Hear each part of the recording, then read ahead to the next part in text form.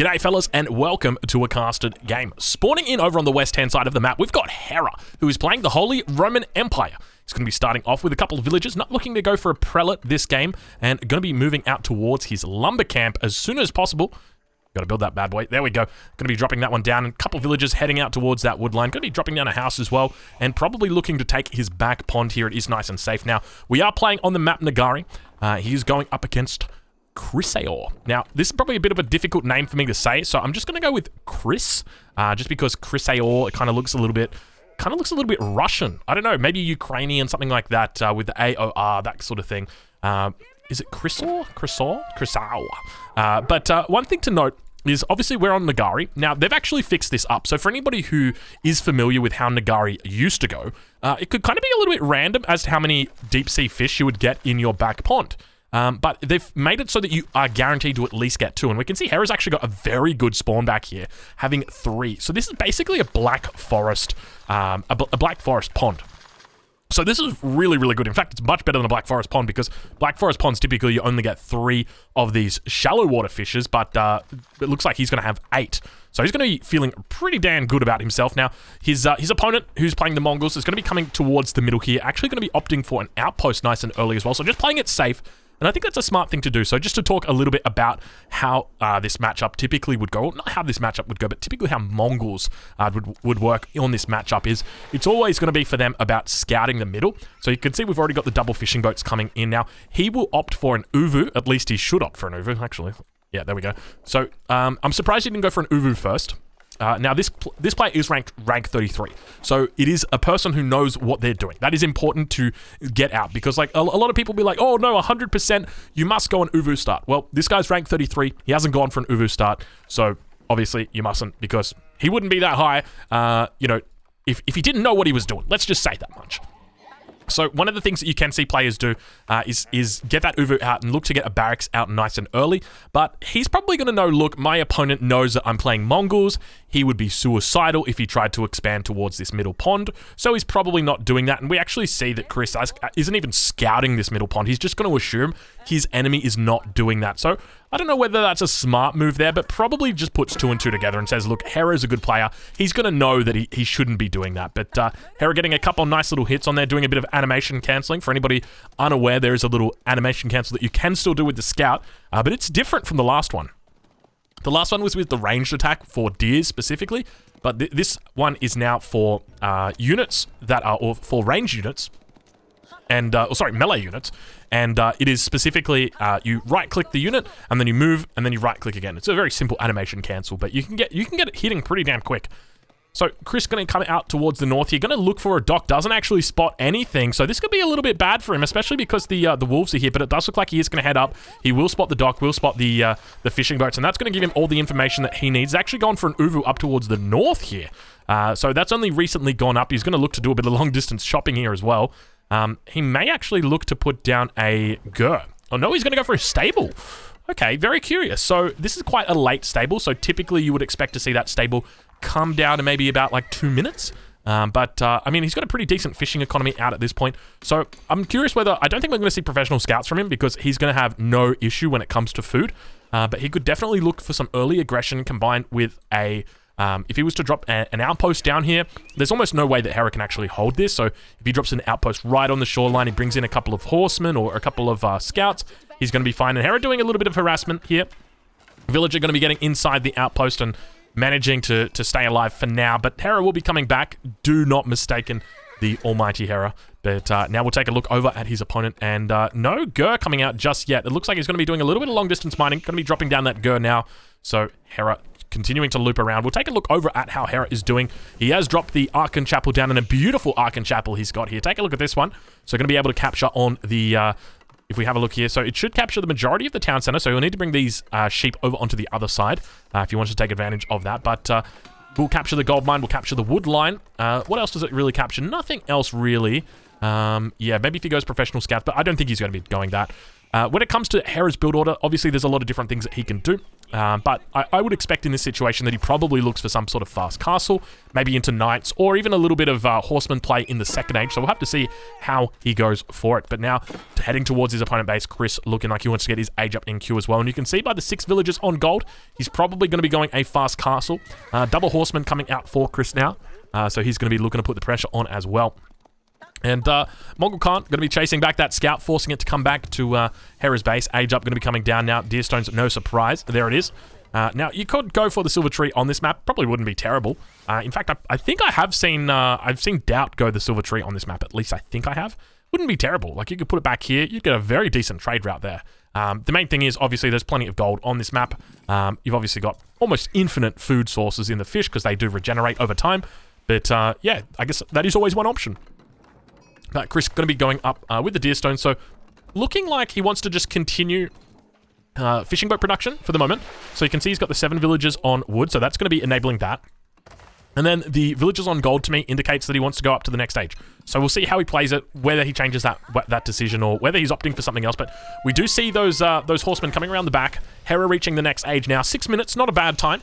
Now, obviously, it's not the most competitive of matches, or I shouldn't say matches, but the most competitive of times, and that's because he is playing to the water boom. Sometimes we do actually see some pretty early Archon Chapels out of the water boomers, so you can see some potential like 5 minute, 15 Archon Chapels out, but now we've actually got a little bit of a situation here because Hera might be losing his food source in the interim. He's going to try dropping down a tower, bringing a lot of villagers. I don't know if I really agree with this. I'm more of the mindset that you can probably just keep doing what you're doing, and look, you can rebuild that dock when you need to, but you'll get up to the next stage. You can see you've already got enough food for it. It's going to take time for the Mongol enemy to come through this. Like, he's achieving more with this than he is by just taking down that dock, but Hera manages to hold it, so well played to him. Villagers going to be falling back towards that wood line and managed to save that dock for another day. Hera going to be scouting out his opponent and obviously spots out plenty of fishing boats in the middle. We can even see the extended line upgrade going to be coming through shortly as well for his opponent. So Hera going up with the Archon, or with the Regnitz Cathedral. We'll take a look at how his relics are looking. He's got one up to the north, a second one up to the north. You've got to be careful of that wolf. And then a relic a little bit closer to his opponent. And then we've got the 2 relics down towards the south. So, look, it's not looking terrible for Hera. I think he's going to be able to secure those 3 relics. And then if he is able to secure those three relics, he's obviously got a great food source in the back here. He could even look towards a potential fast Imperial. So we'll see how he plays it. I think that's the right choice. I think in this matchup, you ideally want to look to get maybe 4 or 5 stables down. Look to potentially play a heavy Lancer mid-game, but then if your opponent isn't pressuring you a lot, and typically you're probably not going to be getting a lot of pressure out if your enemy is going for extended lines, then you could really look towards that fast Imperial. But now we've got the Khan coming in, going to be hitting up that movement speed boost. It does spot out the Regnitz Cathedral a little bit far away from the town center here. Hera could be in trouble, and he's only putting 4 villagers on it. The Prelate coming out here as well. He could idle this. Chris also going to be going up here with, it looks like the Step Redoubt. Yes, of course it is. I don't know why he doesn't come in and idle this. Okay, there are outposts going up, so I think Hera realizes he may have made a bit of a mistake here. He's got to be careful. Chris is coming in. That outpost needs to go down, and yeah, this is a really big bad thing for Hera at this point. He's got to come in and try and do this, but you can see how much he's getting punished here by Chris, and this is so important as to why you need to keep your primary landmarks around your town center. I learned this the hard way playing against an English player. I was playing as the Rus, and I was going for my Abbey of the Trinity, and I just got destroyed because I put it too far away from my town center. It was like here that I put it down, and he was just killing all my villagers. I'd bring my villagers out here, he'd just kill them, and I just GG'd. I'm like, nah, there's nothing I can do. So you really got to try and keep that close. Now, obviously, we can see Chris has managed to get up to the next age before his opponent. We'll have to see whether he looks to play into a monastery or not. Sorry, not the monastery, the prayer tent. It's only the monastery when it moves around. Hera now hitting up as well. So I suspect that we're going to see Chris look to control the relics. He knows about the first relic. He doesn't know about this one up towards the north, but obviously if he controls this pathway, he should be okay. He's already succeeded quite well in preventing Hera from obtaining those relics early. Obviously, he's got the first prelate that is chilling out for the moment in the Archon Chapel, but now he's looking down and actually picking up the second relic. We do also have a dock coming out for Hera. Double Scout's probably going to spot it, or at least spot the villager that comes down now, and Hera going to continue being under attack a little bit here by these early horsemen, and I'm curious to see exactly what we're going to get out of his opponent. Now, we've got the Khan that is moving under. We do have the stable coming out for Hera. Double stable going to be coming out for him. Knight going to be coming out. Nice little bit of micro there from the Khan, but it's going to be falling back, and it's going to manage to clean that up in the meantime. Now, he's going to pick up that first relic. Let's see if he heads down. Does he know about this one down here? I think, yeah, he does just know about this relic down here. So he spotted all 5 relics. Villager going to get chased back by the scouts. He says, you're not dropping any sneaky docks down here. But that's going to at least tell his opponent. Chris is now going to know, okay, Hera is thinking about the water. Because some people just won't challenge the water. And that's okay. Because obviously they've got their own water. So Hera's got 9 fishing boats out. His opponent at the moment, Chris, is currently sitting on 14. So it's not like it's a terrible situation for him. But, you know, at the same time, this is eventually going to run out. So that is something that you always need to be cognizant of. And Hera looking like he is, or rather, that's Chris looking like he's going up towards the Imperial Age. Either that or he's just hasn't made, yeah, okay, maybe he's just not made enough infrastructure yet. You can see him slowly queuing these up. Actually going double stable here. Looking to get double upgrades in. So he's getting his +1 bloomery. He's also getting +1 defense. So going for the, I think it's fitted leatherwork? Yeah, fitted leatherwork. Knight going to be coming in, so these knights could potentially deny this, so he may actually consider a war junk or even an explosive junk to come out, but going to continue putting pressure over towards Hera's base. We have the scouts running in here. They're going to be able to pick up a fair few villagers here. First one going to be going down, second one trying its best to survive. Going to be going down as well. Third one going to get chased around, and the Lancers do make short work of those. They do manage to get back inside the outpost, but losing a couple of villagers there always sort of feels good as the Mongols to be able to take a couple of villagers off your enemy that early. They managed to get through, but Hera going to have a, I would probably say put a strategic wall up, maybe just one across here, maybe one up here. That'd be nice and easy, but he's going to have a tough time. He's going up against the Mongol Uvu, which, as you guys will know, it's got that double production potential. Where is it? There it is. And you're always going to be outnumbered in those early positions. You can see Hera now going to be adding in a 4th and a 5th stable. So going for those 5 stables. So doing the right thing. And I think this is the correct play. It's hard to know what the next move is from here because you can add pikes or spears. But doing so, you're going to need to get upgrades for them. They do share the same upgrades. So it's always something positive to consider. But at the same time, it's a pretty big investment going for those veterancy upgrades. Obviously, you've also got to add in barracks as well, which is more resources. So it's normally just easier just to continue going Lancers. That also, you know, buys you quite a bit of mobility. So the Knight on Lancer action at the moment, we've got +1/+1 versus 0/0 upgrades at the moment. So Hera got to be careful here. I just saw 6 gold over here. Not sure what... Oh, the villager would probably gathered gold and was now moving forward. But more reinforcements coming in for Hera. He's got to be careful as those villagers do once again get raided down towards the south. And look at the mass difference right now for his opponent compared to Hera. So he's under significant burden. So I would say almost underestimating the potential threat of his opponent. So one of the things to note was obviously Hera was a little bit slow to add that 4th and 5th stable in, and as a result it means he's going to fall behind. He does have the 2nd relic, so he's going to be relatively okay. So I think he managed to secure up one of them up towards this angle, but now we've got ourselves a little bit of Knight on Lancer action. Mongols looking like they might be able to hold this position. Pretty good point for him to fight now that first Lancer going to be coming back around. And reinforcement's going to continue coming in, but take a look at the cleanup that's coming through for him. He's doing a pretty decent job of this, and Hera going to be in a difficult spot here. His opponent obviously is going to be continuing to reinforce. Actually, we'll take a look over at Chris's perspective. 17 idols at the moment. He is getting raided by Hera. So Hera not doing a bad job of, or missing a beat, we'll say that much. But now Hera going to be looking to push his opponent. We'll do a quick stock take. 53 villagers for Chris. 46 for Hera. So not terribly far behind considering he does have those double relics.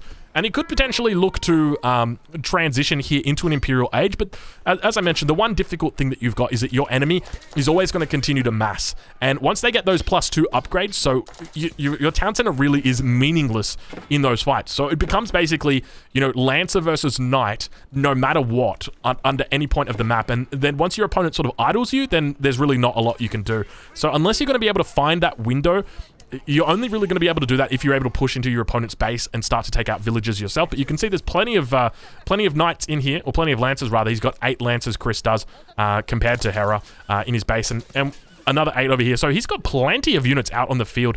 And it comes down to a combination of the double production, as well as just having more stables down sooner. We can just see the stables as well. 6 stables out for him now. So wedge rivets and insulated helm coming in for him. So getting both of those +2s. You have a look here. You can see +2, +2, +2. So they are absolutely everywhere. And Hera trying to sneak the prelate up towards the north. Not having a lot of luck. It was right across here as well. So a bit unfortunate for him that was actually picked up. But was going for that one. And even more lancers down towards the south here as well. Opponent going to be potentially going up. No, I don't know what that was. That was a bit weird. that did look like he wanted to age up, or it looked like he had enough resources, but no blacksmith upgrades at the moment for Hera. They are coming in slowly. Actually, I take that back. He's got the +2 attack. Doesn't yet have that fitted leatherwork or that insulated helm, so he's only going to be having +0 on his armor, so that's going to be taking quite a toll on him, but he does look to have the superior mass. 14 knights here for him, 15 lances for his opponent. Now they're going to be coming in, being reinforced. Now he's got to be careful, got to fall back because these numbers are significantly outnumbered right here. He's got to be so careful. 22 lances going up against just his like measly 12 at this point, so he's got to try and fall back. Reinforcements obviously going to be a lot closer towards his base. You can see he's got units in every single one of these stables coming through. Villagers need to fall back as well. He's got to be careful here, Hera. He's under a little bit of stress, going to be losing another villager at the front. Going to try and keep these ones alive. Gets a pretty decent charge in here, actually. He should be falling back after making that charge successful. Look at the poor micro right now from Hera. They're doing the what is it called? The conga line all the way around. Hera, wake up, my son. Oh my lord, it's absolutely terrible. Hera tries a conga line maneuver. It just doesn't seem to work against his opponent. But at the same time, I think we've got a raid coming down over towards this side. No, I can't actually spot that one out. Hera going to be trying his best, and it looks like he is going to tap out. Hera surrendering, and the conga line not proving to be a successful mechanic when it comes to microing in these fights. So well played going over to Chris. Unfortunate for Hera to have to tap out like that, but fellas, if you have enjoyed this game, make sure you check out Hera on YouTube. I'll leave a link in the description, and thank you guys so much for watching.